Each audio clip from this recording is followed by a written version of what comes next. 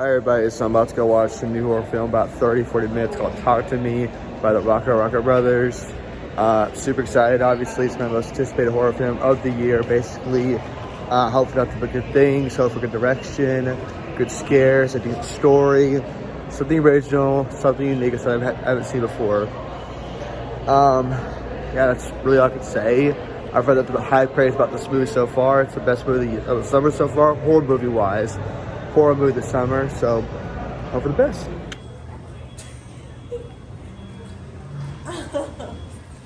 Let's go. Woohoo! Yes, sir. Hey everybody, so I just got to see talk to you about a solid 30 minutes ago. I had to take a friend home and all that. So my reaction is simply this. Talk to Me is a wonderfully crafted horror film. It does have its flaws, by no means is it perfect. But I genuinely loved all the scares, all the twists and turns it took. I definitely could not have predicted the ending, by no means necessary. This is an 8 out of 10. I think it's honestly almost a top seller. Definitely watch this in theaters 100%. Please, please, please check this out. I promise you, you're gonna have a great time, especially with some great scares ahead. Like, these are some scares I couldn't have seen come myself. 8 out of 10, top seller. Review will be out very, very soon. Thank you for watching as always. Cash Station, welcome back to a brand new video. So, real quickly, I am taking the current moment of allergies kicking in, a little bit of a headache, congestion, cough, the whole 9 yards. Basically a cold, if you will, okay? So, there'll be a lot of parts where I have to stop midway through talking, just let a cough out or two. So, just FYI, okay? So I just got home for watching Talk to Me, a film directed by the Rocker Brothers. So Talk to Me is directed by Danny Filippo and Michael Filippo. The synopsis reads as follows: when a group of friends discovers how to conjure spirits by using an embalmed hand, they become hooked on the new thrill until one of them unleashes terrifying supernatural forces.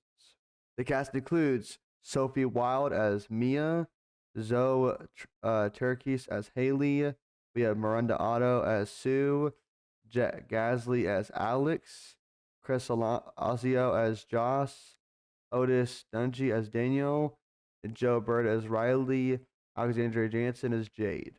Okay, so basically, I will say this right now. Number one, I thoroughly really like this movie. I liked how there's a lot of twisted turns. And there's a lot. There was the best thing I like about this movie that there's a jump scare involved, and then there's stuff that happened that's like holy crap moments, shocking, great moments that I loved. Um, it goes in many different turns you don't expect to come, and I'm not gonna give anything away for the moment time being. Okay, so basically, it's basically about a girl named Mia who is going through grieving. Her mom died 2 years ago, and she just has to go to this party and play a game called Talk to Me, where you grab a hand and something happens. I won't give any details. And it's a thing where she decides she likes the feeling that she gets from it and gets hooked on it, and other people are involved as well. And that's the story. Okay. And where this movie goes, it just, like I said, I loved so much of it. There are definitely some cons. I will admit that 100%. The main con I have is the fact that, without going into detail, you see other characters along for the ride, if you will, but we mainly focus on Mia. And I wish we'd have gotten more different points of views of the whole ride. You know what I'm saying? And like I said, I'm trying to be as big as possible. Those who haven't seen the movie or want to go see the movie, please go see this movie, by the way. Please do. And my other critique would be the fact that I just wish it was a little bit longer to deal with the pacing issue, because it's almost like a psychological thriller where a lot of times you don't know what's real and what's not, and it plays with your mind a lot. Is it familiar territory to some people, some horror fans? Absolutely, it is. This is something you're very familiar with, a very familiar story. I'm getting into horror for the very first time. I've only seen a couple horror films so far. Paranormal Activity, Conjuring 1, finished Conjuring 2. So I'm basically new to horror as it is. I haven't seen any Insidious movies or the other Conjuring movies, okay? So for me personally, I thought this one was great. I loved I didn't like Mia. The character Mia herself, I didn't really like her that much. You're not really supposed to like Mia. She basically has a lot of flaws to her. She messes up. This woman is grieving, and instead of facing out to it, she decides to try to run away from it. And for a lot of people, I'm not talking to everybody, but for some people, running away from grief is never the best way to handle it. It's better to let it out, talk to somebody, and deal with it how you can. And so I think that in this movie, it basically does a decent job of showing some of the circumstances of what happens when you fully don't face the pain that you're enduring, you know? I also want to say this much right now. I loved the mom of this movie. The mom of this movie had me cracking up with the one-liner she was giving off. I loved this character so much. Jade's mother. Oh my god, she was excellent. I loved every scene she was in. I pretty much liked everybody in the movie but Mia. I really did. I really did not care for Mia. I care for Jade, Riley, and the mom a lot. Even the boyfriend, if you will. I did not care for Mia at all. And I will say this much. The beginning in this movie sets the tone for the rest of the movie. Take that with you as you will, but just know you're in for like, oh shit, kind of thing. You know what I'm saying? Um, my cons are really just from the top of my head. Um, Mia, I wish we got more perspectives on the things going on, and I wish we got in a specific main plot resolved without going into it, of course. And I wish that we basically would have gotten a better understanding of the ending because the ending is really good and I really liked it a lot. But I think for some people, they're like, wait a second, I what? They'll be kind of confused. Okay. I give this movie an 8 out of 10. I apologize again for not going more detail, but just trying to get through this as best as I can for y'all. So this is an 8 out of 10. I would almost consider this a top seller. Definitely watch this movie in theaters. I think that the effects of this movie were great. The storytelling was good. The ending was solid. And overall, this is a great horror film to watch in theaters. Definitely not Cobweb. So, y'all want to stick around for the spoilers? Get to that as fast as we can. Feel free to do so. But please click on this video now. Go watch the movie. Come back, and we'll talk about it later. All right. So as always, talk to me spoilers. Peace out, guys. Stay friendly. I'll see y'all then.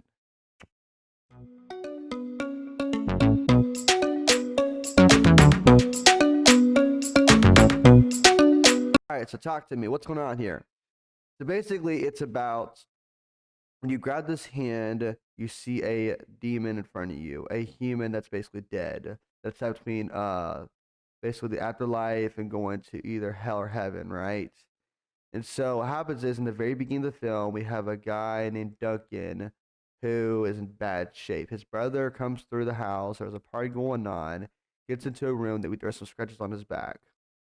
He gets Duncan out of the room, and as he's telling these people to stop filming what's going on, Duncan then stabs his brother in the stomach and then proceeds to kill himself, which was a great opening.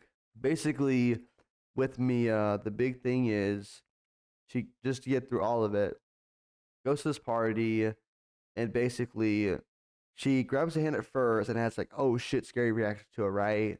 But people are like making fun of her and basically peer pressuring her, do it, go through it to fully. She does it, and she basically tells a little boy Riley, they really like you a lot. And so that's not the worst part of the film. FY, the worst film I'm about to bring up here is this. So fast forward, and basically we get when Riley's involved. They all do it again except for Jade, and all that. The boyfriend does it. Mia does it again. Everyone does it but Riley. And so Mia, not Mia, but Jade basically tells everyone no, Riley's not doing it because he's too young. She leaves the room.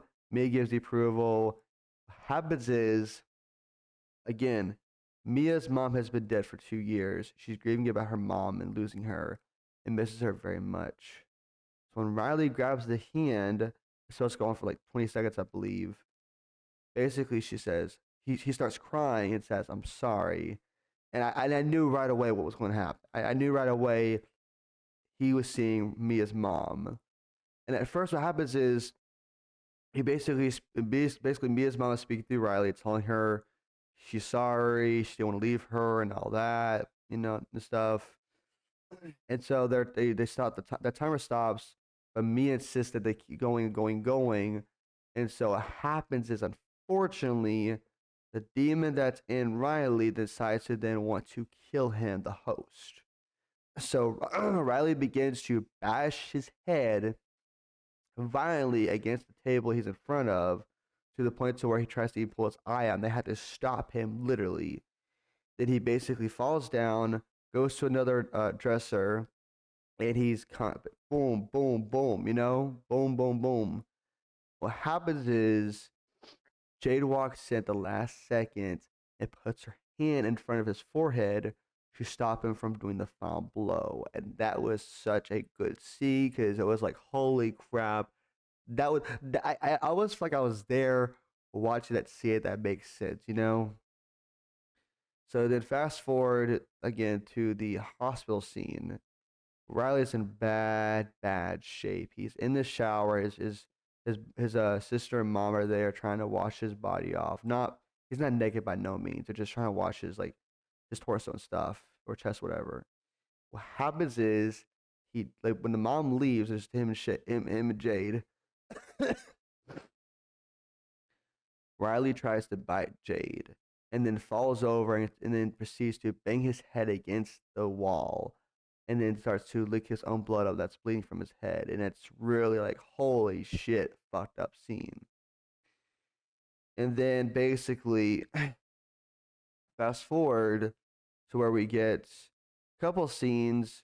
One is basically where Mia and Jade's boyfriend Daniel are in the bed together. They're not doing anything. They're just sleeping next to each other side by side.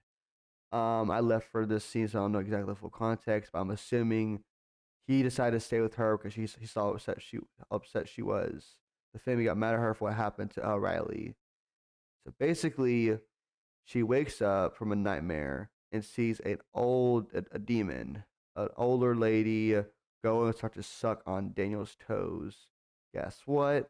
It's revealed it's actually her sucking on his toes, and he basically tells her to get away from him, and he leaves. So the scene that explains it all is basically we get to Mia goes to the hospital. She basically believes that if Riley finishes talk to me, he grabs the hand, he plays it again, and they have to blow the light out. They're able to save him. Mia basically he grabs the hand, talks to me, sees the demon, but basically a little girl, harmless, and basically to describe the best way I can, it's like a group of people are all together, basically torturing him slowly, unfortunately, slowly but surely. So basically, Mia gets out of that bad shape, unfortunately, and then basically goes home. Her dad basically confesses to her. And by the way, she's done the Talk to Me game multiple times by herself. I want to make sure that real quickly.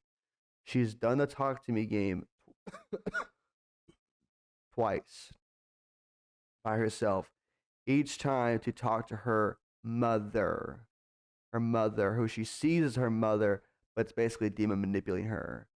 Basically, the demon's telling her this whole time, everything her dad tries to tell her that happened to her mom, this demon mom that she's seeing is telling her it's all a lie and it's not her real dad, blah, blah, blah, blah. So what happens is, unfortunately, she gets home, her dad reads her mom's apparent suicide note. This isn't really fully explored, and at least from what I saw. You see the mom. We hear that there were scratch marks, and the dad basically gets the door open and drags the mom out, who's basically dead, unfortunately. And so he tells her that he should have never hid that from her, but he did for quite some time.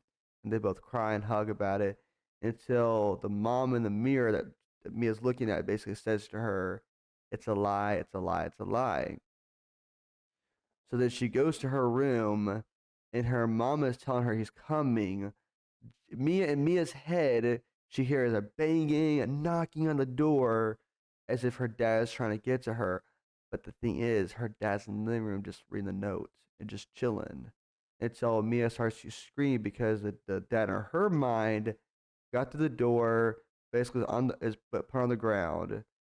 The worst part is the minute that her actual dad, gets the door opened and is about to go and try to grab Mia to see what's going on, she stabs who she thinks is the bad dad in her mind with a pair of scissors in the neck, but in reality stabs her real dad in the neck.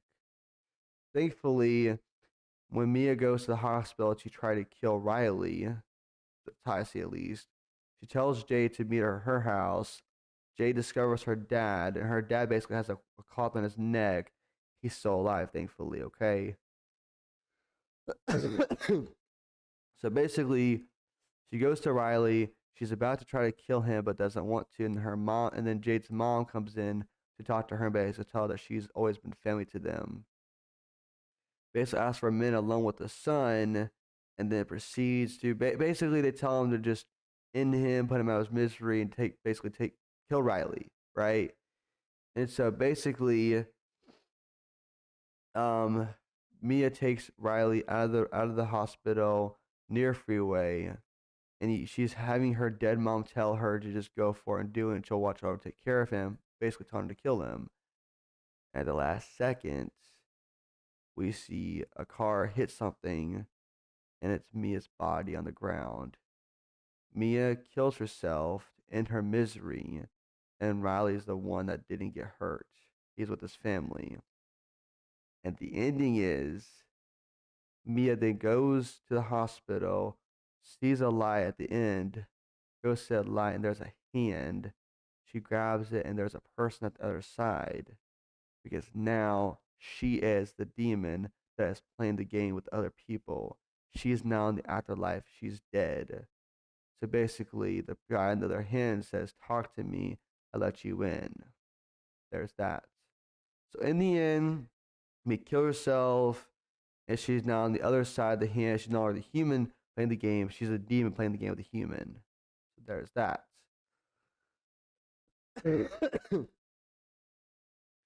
Like I said, they show the brother that got stabbed with the brother that killed himself. They have a conversation here there, but it's not really explored. But when I said the different point of views, you see this group of people all do a talk to me game, but the movie never focuses on their own experiences or what they saw. Like we see Daniel, Jade's boyfriend, get possessed, and basically he insults Jade and says that he doesn't want to touch her because they're Christian stuff, and that she makes him soft, and then falls down. Pit bull that they have comes around the corner, and they make out. And again, he's possessed, and it's just it's obviously funny to them, but embarrassing for him, of course. For me personally, I don't have any issues with this film. I thought that the VFX on the ghosts were great. The jump scares were fantastic. The really, really creepy, oh my gosh, scenes were done excellently well. Could have asked for anything better. And I hope we get a seal for this movie. So my review of Talk to Me, hope you enjoy. He's so consciously friendly. 8 out of 10. Hope you'll go see it. Peace.